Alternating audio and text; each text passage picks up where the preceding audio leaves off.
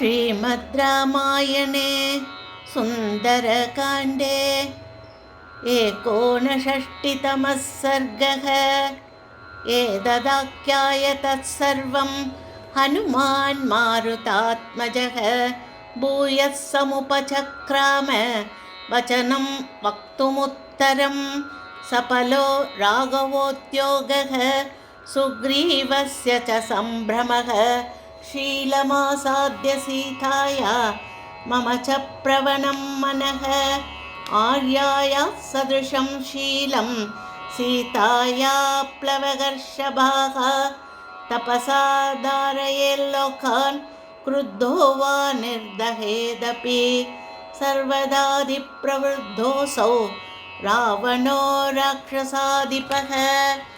तस्य तां स्पृशतो गात्रं तपसा न विनाशितं न दग्धग्निशिखा कुर्यात् संस्पृष्टा पाणिना सती जनकस्यात्मजा कुर्यात्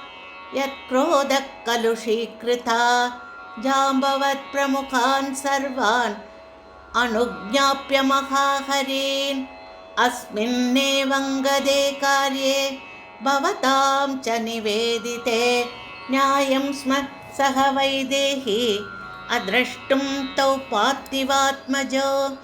अहमेकोऽपि पर्याप्तः स राक्षसगणां पुरीं तां लङ्कां तरसा हन्तुं रावणं च महाबलं किं पुनः सहितो वीरैः बलविद्विकृतात्मभिः कृतास्त्रैप्लवगैः शूरैः भवद्भिर्विजयैषिभिः अहं तु रावणं युद्धे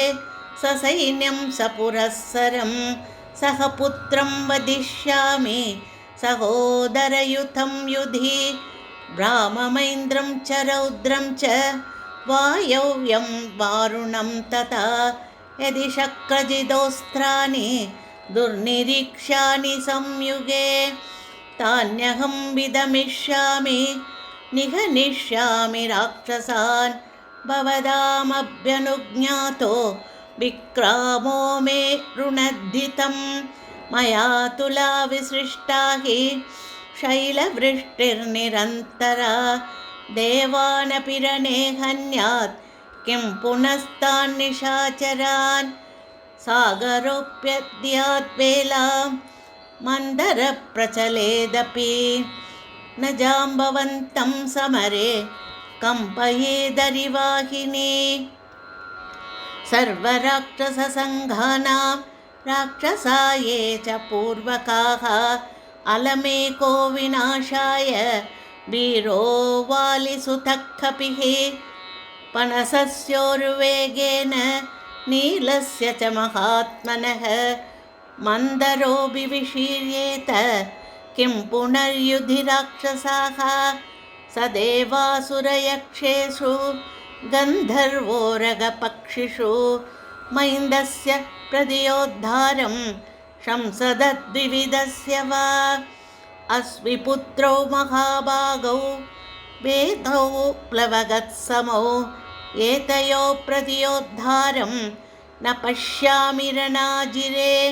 पितामहवरोत्सेकात् परमं दर्पमास्थितौ अमृतप्राशिना वेतौ सर्ववान्नरसत्तमौ अश्विनोर्माननात्तं हि सर्वलोकपितामहः सर्वावद्यत्वम् अतुलम् अनयो दत्तवान् पुरा परोत्सेकेन मत्तौ च प्रमत्य महतीं चमूं सुराणाम् अमृतं वीरौ पीतवन्तौ प्लवङ्गमौ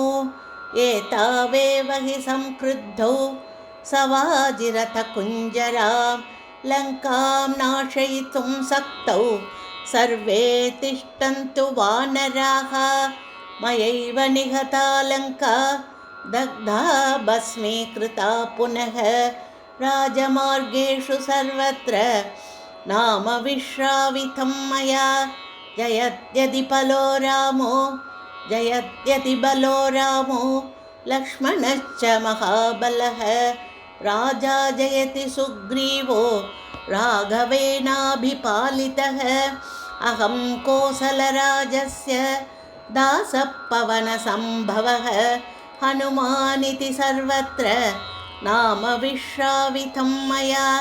अशोकवनिकामध्ये रावणस्य दुरात्मनः अतस्ताच्छिंशपावृक्षे साध्वी करुणमास्थिता राक्षसीभिः परिवृता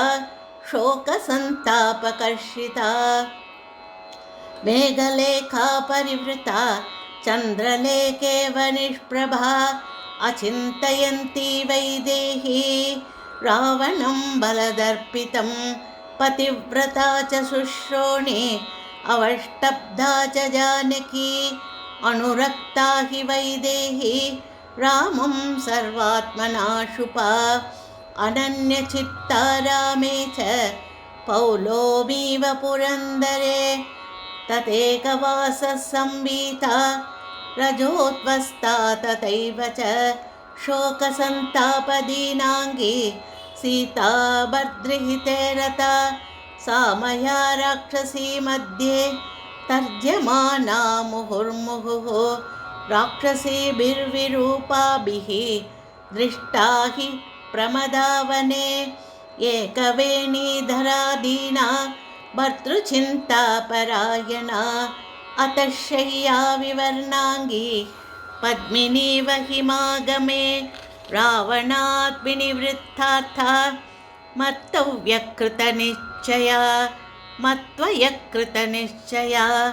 कदञ्चिन्मृगशापाक्षी विश्वासमुपपादिता ततः सम्भाषिता चैव सर्वमर्थं च दर्शिता रामसुग्रीवसख्यं च श्रुत्वा प्रीतिमुपागता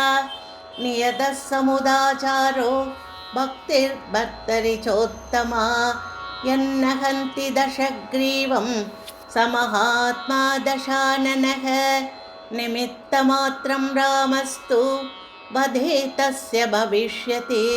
सा प्रकृत्यैव तन्वङ्गी तद्वियोगाच्च कर्षिता प्रतिपत्पाठशीलस्य विद्येव तनुतां गता एवमास्ते महाभागा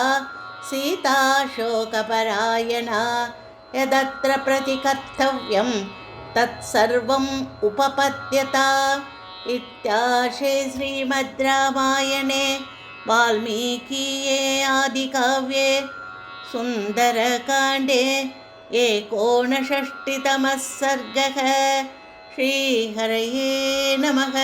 श्रीहरये नमः। श्रीहरये नमः। जानकीकान्तस्मरणं जय जय राम राम। आञ्जनेयमूर्ति की जय। सद्गुरुनाथ महाराज की जय।